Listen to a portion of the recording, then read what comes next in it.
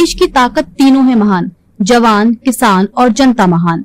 पंजाब के नशा मुक्ति केंद्रों में दवा चोरी की बढ़ती वारदातें। ब्यूप्रेनोर्फिन गोलियों पर नशेड़ियों की नजर। पंजाब जो एक और नशे के खिलाफ निर्णायक लड़ाई लड़ रहा है, वहीं दूसरी ओर सरकारी स्वास्थ्य केंद्रों से ओपियोइड उपचार में इस्तेमाल होने वाली संवेदनशील दवा ब्यूप्रेनोर्फिन की चोरी से एक नई चुनौती का सामना कर रहा है।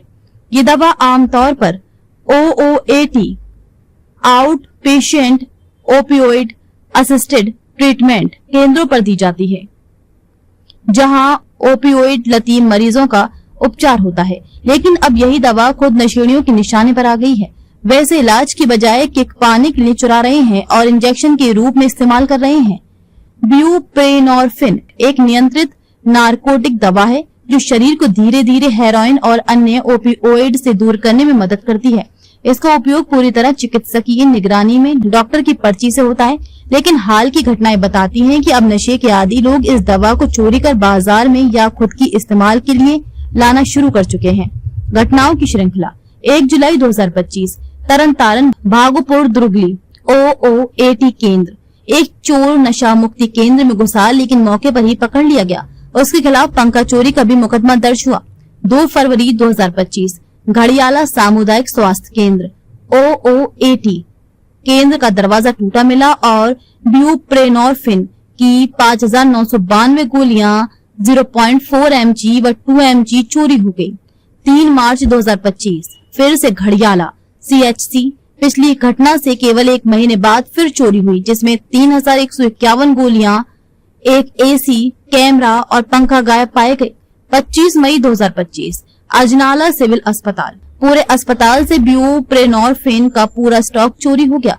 यहाँ तक कि स्टाफ को पता तक नहीं चला कि चोरी कब हुई।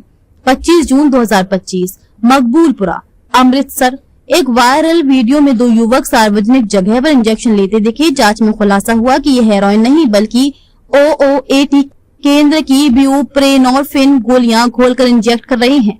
13 दिसंबर 2024 रत्ता गुड्डा गांव तरन आम आदमी क्लिनिक से एक AC और टैबलेट चार्जर चोरी हो गया। हालांकि ये घटना दवा चोरी से अलग है, लेकिन ये क्लिनिकों की सुरक्षा को लेकर बड़ी चिंता जाहिर करती है। स्वास्थ्य विशेषज्ञों का कहना है ये दवा जब गलत तरीके से ली जाती है, खासकर इंजेक्शन के रूप में, तो अत्यंत नशीली और घातक साबित हो सकती है। इन घटनाओं से पता चलता है कि कई नशेड़ी इस दवा का दुरुपयोग कर रहे हैं, जिससे न केवल उनकी सेहत को खतरा है बल्कि पंजाब सरकार की नशा मुक्ति नीति पर भी बड़ा सवाल उठता है।